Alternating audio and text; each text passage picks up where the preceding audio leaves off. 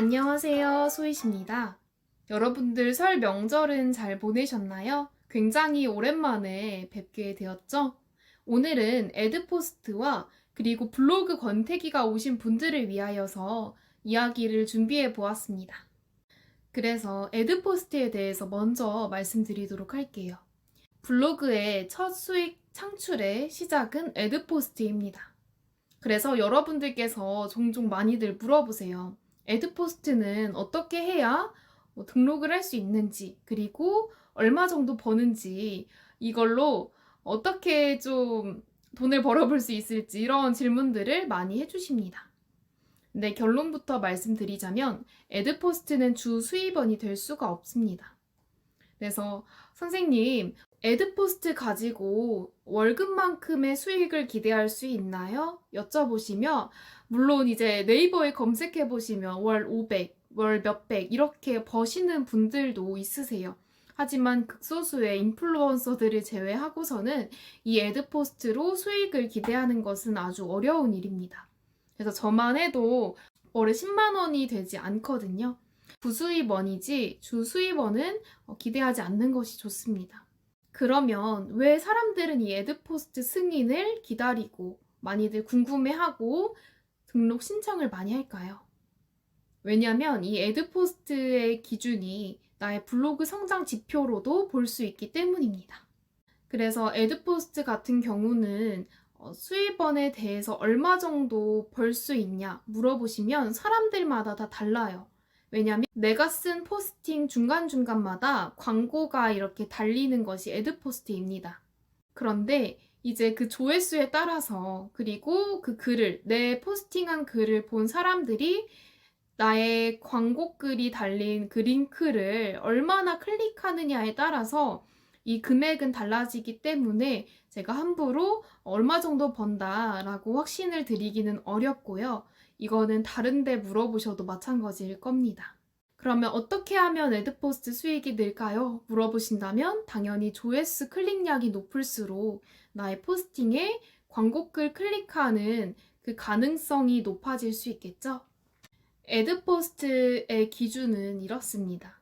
하루 1 방문자가 100명 이상이 되고, 그리고 블로그 개설한 지 3개월 이상이 되었으며, 그리고 포스팅 개수가 100개가 넘어갔을 때 이 에드포스트를 신청할 수가 있고, 이거는 신청 후에 네이버에서 기준을 충족한 블로그만 승인을 거치게 됩니다.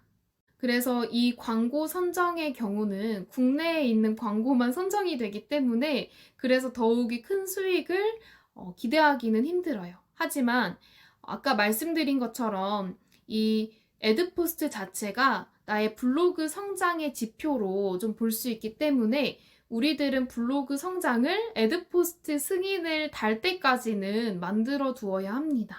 그러면 블로그 성장에 대한 이유를 여쭤보시자면 그것은 우리 블리니 여러분들께서 처음 블로그를 시작했을 때의 그 마음가짐을 돌아보면 되겠죠.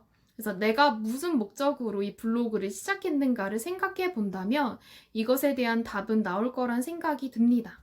그리고 제가 여러분들에게 늘상 말씀드렸던 것은 무엇이냐면 우리가 이 블로그를 통해서 나의 포트폴리오를 만들고 그리고 나를 브랜딩하자 이렇게 말씀을 드렸습니다. 에드포스트는 하나의 부수입원이자 수단이지만 그리고 지표 중에 하나이지만 저희들의 궁극적인 목표는 나의 포트폴리오이자 나의 스토리를 담은 블로그를 만들기 위해서 한 발짝 한 발짝 나갈 수 있었으면 좋겠고요.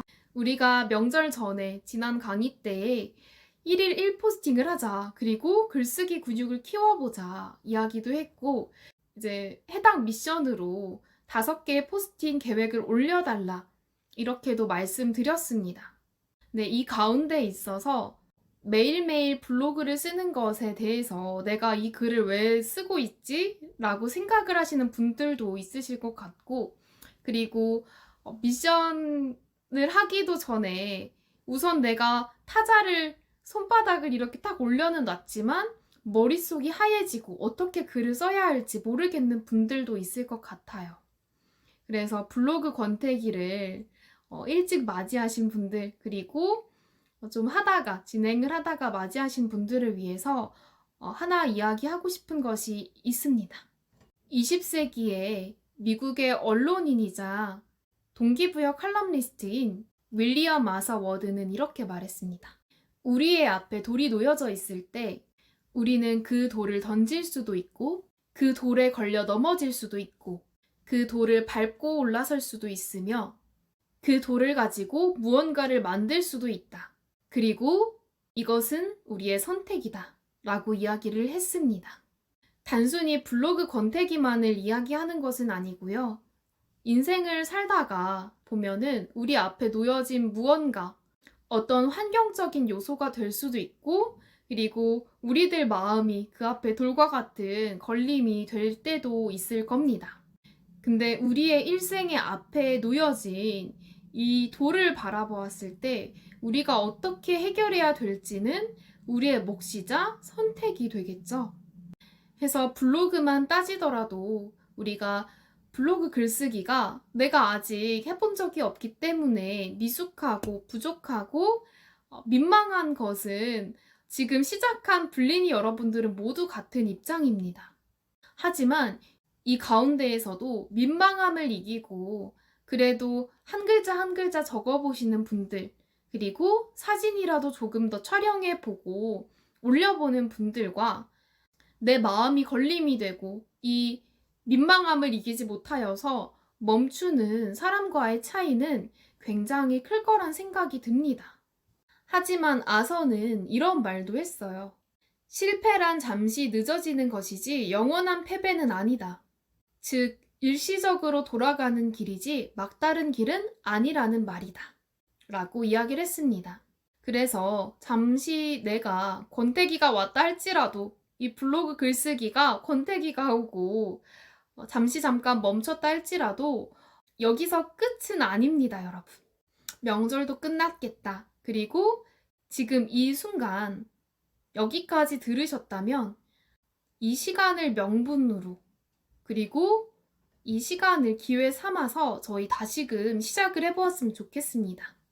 지금 하는 미션이 조금 부담일 수 있고 좀 어려울 수도 있지만 차근차근 천천히 그리고 꾸준하게 점을 찍어가며 나아왔으면 좋겠습니다. 그래서 내 앞에 점을 하나씩 찍어가다 보면 언젠가 그 점이 선이 되고 그 선들이 모이게 되면 면이 되고 그 면을 색칠하고 그리다 보면 어느샌가 완성되어 있는 그림을 마주할 수 있을 겁니다. 그게 여러분들의 포트폴리오이자 스토리인 블로그가 될 겁니다. 그래서 저희 지치지 말고 잠시 지쳤더라도 다시금 시작해보는 저희 모든 블리니 여러분들이 되길 바라며 이번 강의는 여기까지 마치도록 하겠습니다. 해서 미션은요. 지금 내가 블로그를 임하는 마음과 다짐을 한 번 더 작성을 해주세요. 오늘 강의는 여기까지고요. 다음 시간에 뵙도록 하겠습니다. 안녕!